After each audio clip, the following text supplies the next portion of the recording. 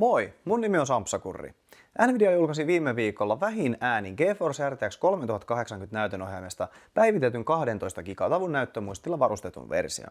Tämä julkaisu kuvastaa yksinkertaisesti kuinka ahne Nvidia on, ja tällä videolla mä kerron intron jälkeen, minkä takia meikäläisellä menee kuppinurin tämmöisistä julkaisuista, kun iso yritys yrittää maksimoida voitot ja kuluttaja joutuu maksumieheksi. Ensin kuitenkin sana tämän videon sponsorilta NordVPNltä. NordVPN piilottaa verkkotietosi muiden silmiltä ja suojaa kaikkien laitteidesi selailun rikollisilta ja valvonnalta. Yhteysnopeus kunnossa, yli 5200 VPN-palvelinta, varmennettu ei-lokeja käytäntö ja live chat-asiakastuki.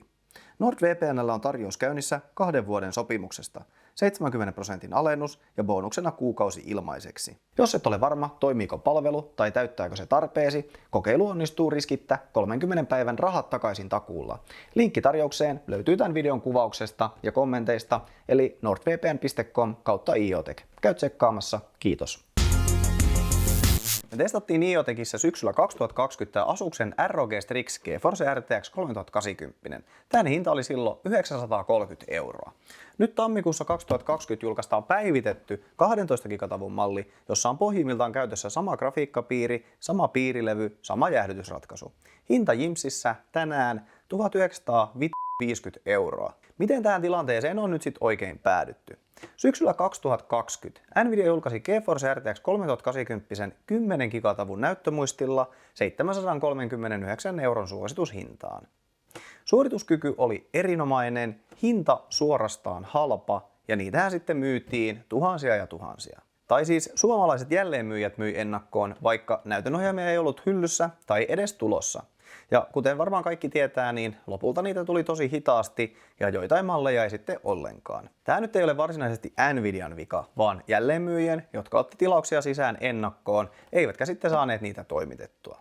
Nvidia on omasta näkökulmastaan korjannut tilannetta 2 otteeseen. Kesällä julkaistiin kalliimpi RTX 3080 Ti, jonka hinta pyörii nyt jo yli 2000 €. Ja nyt sitten tuli tämä uusi päivitetty 12 gigatavun RTX 3080 kaikessa hiljaisuudessa Suomessa myyntiin alkaen 1600 € ylöspäin, ja hyllytavaran hinta on 1800 € ylöspäin. Se alkuperäinen, houkuttelevasti hinnoiteltu RTX 3080 on jatkossa ainoastaan kaunis muisto historiankirjoissa. Nyt kun on saatu avautuminen pois alta, niin mitä uutta tässä 12 gigatavun RTX 3080 sitten oikein on? No, nimensä mukaisesti 2 gigatavua näyttömuistia enemmän, samalla muistiväylä on päivitetty 320-bittisestä 384-bittiseksi, eli muistiväylä on 20% nopeampi. GH102 grafiikkapiirissä on 2 SM-yksikköä, eli 3% enemmän CUDA, RT ja Tensor-ytimiä käytössä. TGP eli näytönohjaimen tehonkulutus on nostettu 320 wattista 350 wattiin. Miten sitten se suorituskyky? Meille tuli testiin Asukselta ROG Strix OC-malli, eli meillä on suora vertailu identtisten 10 gigatavun ja 12 gigatavun RTX 3080 kesken. MSiltä testiin tuli heidän Supreme X, ja tuloksissa on myös mukana vertailukohtana kesällä julkaistu pykälän parempi 3080 Ti.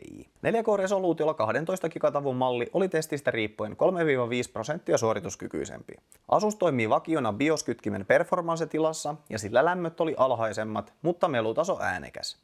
MSI toimii vakiona silent-tilassa ja melutaso oli hieman hiljaisempi, mutta silti selvästi kuultavissa. Ja lämmöt oli vähän korkeanpuoleiset. Molempien näytönohjaimien tehonkulutusraja on vakiona 390 wattia, joten MSI:nkin olisi ehkä hyvä vakiona käyttää tehokkaamman jäähdytyksen gaming-tilaa. Molemmilla näytönohjaimilla on joka tapauksessa suotavaa manuaalisesti säätää tuuletin profiili kohdilleen lämpötilojen ja melutason suhteen. Ylikelotustestejä ajatellen ROG Strix OC:ssa tehonkulutuksen saa nostettua 450 wattiin ja Supreme X:ssä 430 wattiin. Ylikellottamalla tästä Asuksesta saatiin revittyä suorituskykyä 8% lisää, ja se ohitti Tomb Raiderissa jo vakio 3080 Ti:in. Sitten loppuyhteenveto. Täysin turha ja tarpeeton päivitys Nvidialta, mutta raha ja ahneus puhuu.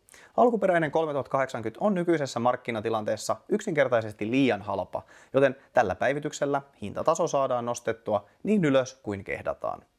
Vajaan 2000 € hintaan tätä on kuitenkin mahdoton suositella. Valitettavasti kuitenkin, jos tämän tason suorituskykyä vuonna 2022 haluaa, niin sitten ei auta muu kuin maksaa.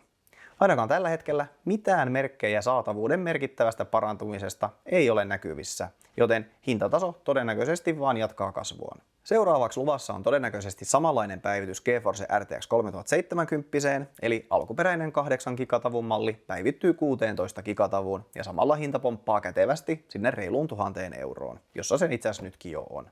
Eipä kai tässä loppuun auta muu kuin lainata kanssasuomalaista Linus Torvaldsia. Nvidia. Semmonen video tällä kertaa. Jos tykkäsit, heitä yläpeukku. Jos tämmöiset suomenkieliset tekniikkaiset videot kiinnostaa, niin tilaa ihmeessä tänne kanavalle. Kiitos. Lisää rautaa taas seuraavalla videolla. Moro!